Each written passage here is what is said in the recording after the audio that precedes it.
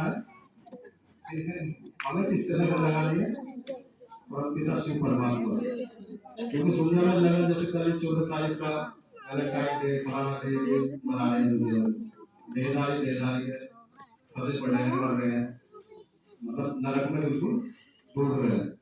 तो यहाँ उन्होंने इतना प्यारा गीत, सच्ची लगन किससे है? सच्चा प्यार आत्मा का परमात्मा, ये सच्चा प्यार। बाकी दुनिया में सब स्वार्थ है, केवल माता पिता का प्यार कह सकते हैं निस्वार्थ प्यार। अपने बच्चों को पालते हैं माता पिता। आजकल की हालत क्या है, एक माता पिता 4-6 बच्चों को पाल रहे हैं, लेकिन 4-6 बच्चों का एक माता पिता जिसे भी स्वार्थ हो सके, लेकिन परमात्मा को किससे स्वार्थ है? क्योंकि वो शरीर से अलग है, निराकार, वो शरीर में आता ही नहीं है ना, वो जन्म में नहीं लेता, इसलिए उसका रूप नहीं बनाया। तीन रेखाएं खींची है, बीच में बिंदी है, जो तीन दो परमात्मा ऐसे हम बिंदी है। तो हम आत्माओं का सच्चा नाता उससे परमात्मा, तो उससे लगन हमने लगन रखी तो जो होगा सही होगा, जो होगा देखा जाएगा, मतलब तो गलत हो जाएगा है ही नहीं, जो गलत भी होगा उसको सही कर देगा। और जो गलत भी मान लो हमारी नजर में लग रहा है हमें गलत हो गया हमारे जीवन में, लेकिन वो गलत नहीं, उसमें कहीं ना कहीं कल्याण छिपा हुआ है। हमारी नजर देख रही है कि गलत है नहीं, हम भी समझ लेते थे कि हमें लग रहा कि कोई बीमार हो गया, कुछ आ गया, कोई परिस्थिति आ गई जीवन में, अनेक परिस्थिति आती है। तो भगवान तो हमें ऐसा ज्ञान देते हैं, जितनी भी हमारे जीवन में परिस्थिति आए तो वो हमें मजबूत बनाने के लिए आए, जो उससे ऊंचा उठना। तो हम आगे प्रोग्राम को आगे बढ़ाते हुए मैं प्रकाश भाई से निवेदन करता हूँ कि परमात्मा जो हमारे पिता है, तो हमारे पिता कैसे हैं? परमात्मा किस नाते से हमारे पिता है? क्या शरीर से तो परमात्मा, शरीर से तो हमारे रिश्ते नाते हमारे माता पिता है, तो वो जो हम आत्मा है उसका सत्य रूप क्या है? आत्मा का रूप क्या है? आत्मा कैसी है? शरीर में कहाँ रहती है? क्या उसका रूप है? तो वो हमारे रोहतास भाई जी नेहरू वाले हमें जानकारी देंगे आत्मा के बारे में।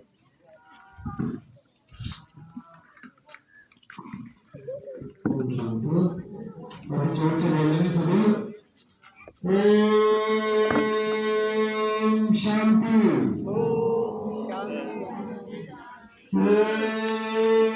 ओम शांति,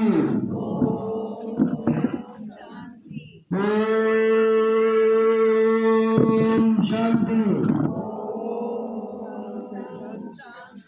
देखो ये मंत्र ऐसा है, अगर आप कुछ भी समझ में नहीं आया, अगर इस मंत्र को भी लेकर चले गए यहाँ पर, तो इसका भी आपको बहुत बड़ा लाभ मिलेगा। हमने प्रैक्टिकल में देखा, हमारे यहाँ एक माता आती है, उनका बीपी बढ़ा हुआ था बहुत, तो जब से आना शुरू करा तो बीपी की दवाई उनकी छूट गई, और वो दिन में कई बार इस मंत्र का उच्चारण करेगी। लेकिन जब मंत्र का हम इसका उच्चारण करें तो हम इन नेत्रों से कम देखें, यहाँ पे देखने की कोशिश करें, यहाँ पे माताएं बिंदु लगाती है या हम भाई लोग की लग लगाते हैं, तो यहाँ पे देखने का प्रयास करें। लंबे सांस को खींच कर दिन से उस मंत्र का भी उच्चारण कराता है, तो इससे बुद्धि की एकाग्रता बढ़ेगी, और जो पढ़ने वाले बच्चे हैं उनकी एकाग्रता बढ़ती है, और जो बुजुर्ग हैं उनका बिल्कुल नॉर्मल रहेगा और मन में शांति होगी अगर इसका उच्चारण जो भी करेगा और सुबह शाम करेगा, जैसा बहन बता रहे थे। तो अब ये बात आगे बढ़ाते हुए तो भाई साहब बता रहे थे संस्था का परिचय, मेरे सामने चल देते हैं कि हमारे बहन को एक बात बार बार आ रही थी, आपके साथ कुछ करा हो रहा है, ये बोल रहे थे 1936-37 बार बार बोल रहे थे कि परमात्मा का जो अवतरण हुआ 1936-37, तो 36 या 37 वो नाम इसलिए आया कि परमात्मा का एक नाम अतिथि है। अतिथि की परिभाषा हम तो अतिथि समझते थे, अतिथि से बोलते हैं ना हमारे, है ना अतिथि देवो भव, ऐसे बोलने का होगा कि जो हमारा से कहना अतिथि। तो अब हमें इस ज्ञान में आगे इसके चिंतन से पता चला अतिथि वो है जिसकी तिथि तारीख ना हो। अतिथि वो है मास्टर समझ, अतिथि इस शब्द में इसका मतलब है ना, अतिथि जिसकी तिथि तारीख ना हो, तिथि बोले ना, अतिथि तिथि, एक है तिथि तारीख, एक है अतिथि, ना उसकी तिथि है ना तारीख है। अचानक अभी आपके मेहमान आ जाए वो है अतिथि, क्योंकि बिना बताए आ गया, और जिसे पहले ही पता है कि परसों मेहमान आ रहे बीच है, तो घर में इंतजाम करके रखे भाई मेहमान आ रहे। जो अचानक आ रहा बिना बताए वो है अतिथि। जो बिना बताए आ रहा है, बिना फोन करे आ रहा है, वो है अतिथि, जिसकी तिथि है ना तारीख है। तो ये भाई साहब भी बता रहे थे कि 1936-37 जिस टाइम परमपिता परमात्मा उनके तन्माए तो कोई तिथि तारीख नहीं थी। तो अचानक जब उनके तन्माए तो उनकी भी समझ में नहीं आया। वो तो पूजा पाठ भक्ति करने वाले बहुत विद्वान पुरुष थे, तो जब उनके तन्माए तो समझ नहीं पाए। तो इसलिए उनको एक नाम अतिथि रखा गया कि उन्होंने खुद कहा कि मैं समझ नहीं पा रहा कौन है। कि उनके बार बार उन्हें उस लाइट का प्रकाश का अनुभव हुआ था, सुनिश्चित दर्शन हो रहे, कभी कुछ दिख रहा, कभी कुछ दिख रहा। तो उन्होंने बोला कि मैं समझ नहीं पाया कि कौन है, अपना परिचय खुद दो। तो फिर जो अतिथि सुझावा उनके तन्माए बिना तिथि तारीख के, तो उन्होंने 3 महावाक्य उच्चारे स्टार्टिंग में। कौन से? निजानंद स्वरूपम शिवोहम शिवोहम। सभी बोलो, निजानंद स्वरूपम शिवोहम शिवोहम। निजानंद स्वरूपम शिवोहम शिवोहम। दूसरा था प्रकाश स्वरूपम शिवोहम शिवोहम। तीसरा क्या था? तीसरा था ज्ञान स्वरूपम शिवोहम शिवोहम। तो फिर ब्रह्मा जी ने पूछा हमें दादा लेखराज ने कि मतलब क्या है? तो उन्होंने बताया कि आनंद का सागर शिव हूं मैं शिव। जब उनकी समझ में नहीं आया तो उन्होंने कहा कि आनंद का सागर शिव हूं मैं, निजानंद स्वरूपम शिवोहम शिवोहम। और प्रकाश का मतलब जो प्रकाश है हजारों सूर्य से भी तेज है। मुसलमान भी कहना कि अल्लाह एक नूर है। तो जो नूर है, जो ज्योति है, वो 1000 सूर्य अगर एक साथ भी निकाल दिएगा तो परमात्मा की शक्ति के पावर के सामने फेल है। हजारों सूर्य से भी तेज है।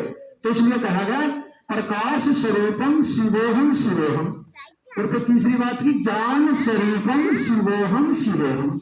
हम कितनी ज्ञान की चर्चा करना, कितनी किताब पढ़ना, कितनी डिग्री हासिल करना, लेकिन ज्ञान के सागर नहीं बन सकते। हम ज्ञान स्वरूप बन सके लेकिन ज्ञान के सागर नहीं बन सकते। ज्ञान का सागर वही है, इसलिए उसे कहा गया ज्ञान स्वरूपम शिवोहम शिवोहम।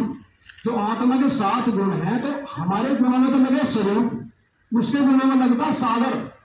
जैसे ओम शांति का मंत्र है हमारा, कोई राधे राधे बोल रहे, कोई राम राम जी, कोई नमस्ते जी, तो हम आपस करें ओम शांति। तो ओम शांति का मतलब कि मैं आत्मा शांत स्वरूप हूँ, मैं शांति का सागर नहीं हूँ। शांति का सागर वो है अगर मैं आत्मा शांत स्वरूप अपने आप को ध्येय महसूस न करके, आत्मा महसूस करके शांति के सागर को याद करो, तो उसकी जो शांति की जो शक्ति है, जो पावर है, जो उसके जो गुण है, वो हमारे अंदर आने शुरू हो जाए। इसलिए क्या कहेगा, बच्चों को बड़े बुजुर्ग कहे भाई उठा बैठ कहाँ है तेरी, कहाँ उठा बैठा है, अपने उठा बैठ सुधारने, गलत जगह मत बैठिए, ऐसा बोल रहे गाँव में। तो जितनी उठा बैठ का मतलब हो जाना आना।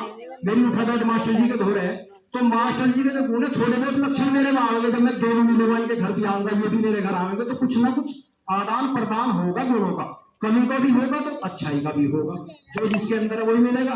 तो ऐसी जब हम बार बार अपने मन बुद्धि के द्वारा हमारी उठा बैठ शिव बाबा से के पास होगी, बार बार हम इसे याद करेंगे, तो उसके जो गुण है, उसकी जो शक्ति है, वो हमारे अंदर ऑटोमेटिक आने लगेगी। और देखो पूजा पाठ में भक्ति भी सफल वही है जिसकी जो पूजा करता है, अगर उसके गुण उसकी शक्ति उसके अंदर आ रही है तो पूजा पाठ करने का लाभ है। नहीं तो लोटा ले जाओ, चढ़ाया और घर लाके पटक दिया। जो वहां सखी सहेली कोई मिल गई, मेरी सासू ऐसा कह रही थी और मेरी देवरानी ऐसा कह रही थी, मेरा पति ऐसा कह रहा था, और अपनी पूरा भड़ास निकाल दी दोनों ने, घर को आगे निकाल को फिर मिलेंगे सुबह ही, क्योंकि घर का मौका मिलता नहीं। तो मंदिर में बैठ कर अपना हो रही। तो बाबा इसे हमारी मुरली में बाबा बोलता झगमुई झगमुई। ऐसा हुआ है ना, मंदिरों में सखी सहेली सारी मिले सुबह, तो अपने अपने घर को ले जाओ, तो घर जाकर बताऊंगी, यहाँ तो कुछ सुने नहीं भाई कम जाओ मंदिर में। आप सुबह के टाइम नजर दौड़ा के देखो भाई क्या कर रहे हैं। भाई तो चौपले में बैठ गए, किसी के घेर में बैठ गए, मास्टर जी के यहाँ जा बैठे, वो बता रहे क्या करूँ यार, बस कुछ कह तो सकता नहीं, पर भाई तेरी चाची ने खून पी रखा, और जो कहूंगा तो रोटी नहीं बना सांझ को। तो वो तो बेचारा एक दूसरे जगह मन हल्का करना है। भाई क्या करे, क्योंकि बहनों और भाइयों में कितना फर्क है। बहनें तो कुछ जब परेशान हो जा, कुछ दिन के लिए अपने पीहर चली जा, अब भाई कहाँ जावे, भाई का तो पीहर है ही नहीं। तो उसकी तो एक तरफ माँ है, एक तरफ घरवाली, वो तो बीच में पिस्ता पिस्ता ही मर जा बेचारा। दो के दौरे जाएगा तो वो तेरी माँ ने ऐसा कर दिया, माँ के दौरे जाएगा तो गुलाम बन गया। जब से शादी हुई तो मेरा रहा, तो वो तो बेचारा अब लड़की का तो है पीहर चली गई, पेंशन फ्री। तो बेचारा भाइयों की तो वो समझता ही नहीं, वो महसूस नहीं करता बेचारे भाई कहाँ जाए।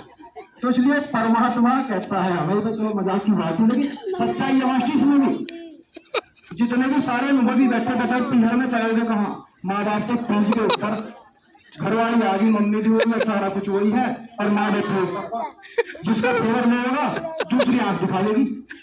और जो बाहर को जाओगे, हाँ जी मास्टर क्या नहीं, मजा आ रहा, बहुत मजा आ रहा, ऐसे कहना पड़े ना, कहना तो मजाक उड़ा है, क्या करोगे।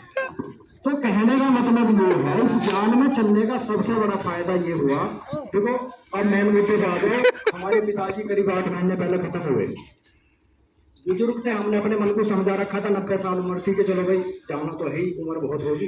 अब हमारी बहन जी 2 महीने से लास्ट स्टेज पे कैंसर है, लगभग भाइयों को पता भी है। तो मैं 2 महीने से लगभग उन्हीं के साथ हूँ, घर पर तो कभी कभी चक्कर लगा है। तो मैं महसूस कर रहा हूँ अंदर से, अपने अंतर आत्मा से बता रहा हूँ कि इस ज्ञान से जुड़ने से इतना बड़ा लाभ मिला। उसके हमारे 2 भाई साहब हैं, जीजा जी हमारे, उनकी बेटी, उनका बेटा, उनके जितने भी रिश्तेदार हैं, जो भी आवे वही रो रहा, जो भी आवे वही रो रहा। मेरी आंखों में आंसू नहीं आए, मुझे पता है कि आत्मा का जितना पाठ है उतना बजाओगे चली जाएगी, कोई रोक नहीं सकता। तो मैं उसे 8 दिन से आगरा एडमिट है, रात यहाँ पहुंचा था, तो मैं उसे बार बार बुक ले गया था अपनी साप्ताहिक पाठ्यक्रम की। मैं उसे उसी पर अभ्यास करा रहा था कि तो चलना है, आज सूट सलवार पहन लिया, कल को साड़ी पहन ली, परसों कुछ और पहन लिया, मगर तो आत्मा यहाँ बैठी है, यात्रा पे है, तेरी यात्रा पूरी होने वाली है, तू परेशान क्यों हो रही। अब हम यहाँ किसी और का कनागत निकाल रहे हैं, हमारे घर में मुझे दादा का कनागत था, परदादा का था, हमारा कनागत कोई और निकाल रहा होगा कहीं, कहीं ना कहीं से तो हम भी आए हमें, पर जहां से हम आए वो हमारा कनागत निकाल रहा, हम किसी और का निकाल रहे। जब हम यहाँ से कहीं और जाए, घर वाले हमारा निकालने लगेंगे, तो यात्रा चलती रहेगी। तो इस ज्ञान से जुड़ने से सबसे बड़ा लाभ हुआ है कि मोह में इंसान दुखी नहीं होता, परेशान नहीं होता, उससे लड़ने की हिम्मत मिल जा कि भाई आत्मा है, ठीक है।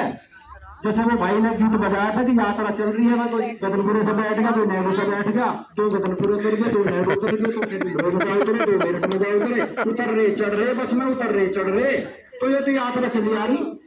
अब किसका यात्रा का उसे पता कि किसको कब बुलाना है, कब भेजना है।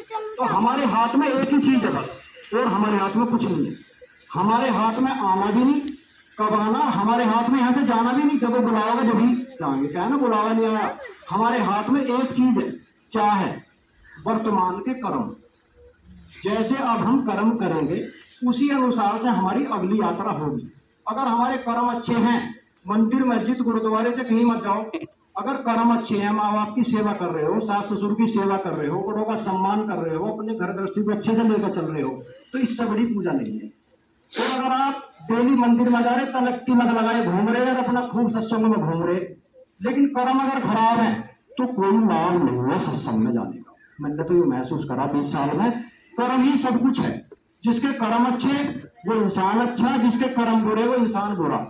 इसलिए बाबा ने रोज शिक्षा दिया कि बच्चे नर ऐसी करनी करे जो नारायण बन जा, वो जो बहन जी बता रही थी कि नारी ऐसी करनी करे जो लक्ष्मी बन जा। तो मेडिटेशन से जुड़ने की कोशिश करो। आत्मा का परिचय जो है, आत्मा की वो बात आई, आत्मा शरीर के अंदर प्रकृति के बीच में रहती है।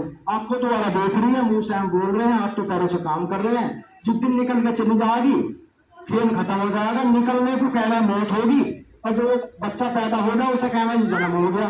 ना तो आत्मा मरती ना आत्मा पैदा होती, वो तो अजर अमर अविनाशी है। जो देह को कहने मर गया, तो जैसे परमात्मा अजर अमर अविनाशी है, ऐसे ही हमारी आत्मा भी अजर अमर अविनाशी है। अंतर क्या है? अंतर ये है हमारी आत्मा पर लेप छेप चढ़ जाओ कर्मों का। जैसे हम कर्म करें वो लेप छेप चढ़ जाओ, उसे अगले जन्मों में भुगतना पड़े। जैसे परछाई इंसान का पीछा नहीं छोड़ती, ऐसी इंसान के कर्म उसका पीछा नहीं छोड़ते। कोई सासू बन का बदला लेगी, कोई पति बन गए, कोई जिठानी बन गए, कोई बेटी बन गए, बदला तो चुकाना पड़े। तो इस पर लेप छेप चढ़ता नहीं। जो परम पिता शिव है उस पर लेप छेप नहीं चढ़ता। क्यों बाबू जी, इस बात से सहमत हो चौधरी साहब? परमात्मा पे लेप छेप नहीं चढ़ता, आत्मा पे लेप छेप चढ़े। क्यों? सवाल उठेगा क्यों? वो इसलिए कि हम जन्म मरण में आ गए। जब हम जन्म मरण में आ जाए, हमसे अच्छे बुरे कर्म हो जाए तो हम पर लेप छेप चढ़ जाओ। परमात्मा जो शिव है वो जन्म मरण में नहीं आते, माँ के पेट से जन्म नहीं लेते, इसलिए उस पर लेप छेप नहीं चढ़ता। इसलिए परमात्मा के सामने कुछ शब्द ऐसे हैं जो किसी देवी देवता के सामने नहीं लग सकते। लगते हो तो आप बता दो। जैसे सदा शिव, सदा ना तो राम के आगे लगता, न कृष्ण में किसी देवी देवता के आगे सदा नहीं लगता। और क्या है? सत्यम शिवम सुंदरम, सत्यम शंकर में कहते हैं सत्यम शंकरम, सत्यम शिवम सुंदरम। काले का काल किसी देवी देवताओं को नहीं कहा जाता, काले का काल जो महाकाल है वो शिव के लिए कहा गया। पिताओं का पिता परम पिता उसके लिए कहा गया। जितने भी दुनिया में देवी देवता हैं सबका देवों का भी देव महादेव उसे कहा गया। तो सबसे शिव ही था, शिव ही है और शिव ही रहेगा। हम तो इस बात को मानते हैं। आप हमारी बात सुन के हाँ में हाँ नहीं करना, अगर गलत लगे तो आप तर्क रखो, हम कोशिश करेंगे बताने की। हमसे नहीं बताया जाएगा तो हमारे बड़े बताएंगे। आप इस बात से सहमत हैं कि शिव ही था, शिव ही है और शिव ही रहेगा, और बाकी अदलते बदलते रहेंगे सारे, लेकिन यूं नहीं बदले। हमारे बड़े बुढ़े बड़े पूर्वज पहले से शिव को मानते आ रहे। अंतर इतना, हम थोड़ा और बारीकी में चले गए। जब इसकी किताब पढ़ी, ज्ञान सुना, मुरली सुनी तो इसके हमें और बारीकी से पता चला। तो हमारी आपसे ये रिक्वेस्ट है कि थोड़ा सा 7 दिन का कोर्स करके देख लो, अच्छा लगे तो ठीक है, नहीं लगे तो जो अपने को समझ में आवे, जिस गुरु से जिस जहां भी जुड़े हो उससे जुड़े हो, लेकिन एक बार देख तो लो। क्योंकि सब्जी भी आदमी ले तो देख ले कि भाई कौन सी को बढ़िया बिक्री, ऐसा नहीं जो फैलने वाला है उससे ले ली। तो ऐसी ज्ञान है, जितने भी गुरु हैं हम सबका सम्मान करें, किसी का अपमान नहीं करते, हमारे लिए सारे आदरणीय हैं। लेकिन हम एक बार ये देखना कि उस देहधारी गुरु में परम पिता परमात्मा शिव में अंतर क्या है, क्या हमें उसके पास जाने से मिल रहा और क्या हमें इनके पास जाने से मिल रहा। पावरफुल कौन सा है ये हम परख लें, और वो खाली हमारी बातों से कुछ नहीं होने का, होगा पहला कदम आपको बढ़ाना पड़ेगा। इसलिए हमारे ज्ञान में कहा जाए कि खोटे 5 सिक्के देने। हमारे ज्ञान का एक मंत्र है कि 1 आना और 5 खोटे सिक्के, इनके एक बार आना पड़ेगा, कदम उठाना पड़ेगा, और जो 5 विकारों हैं उनका दान देना पड़ेगा। अच्छा, ओम शांति।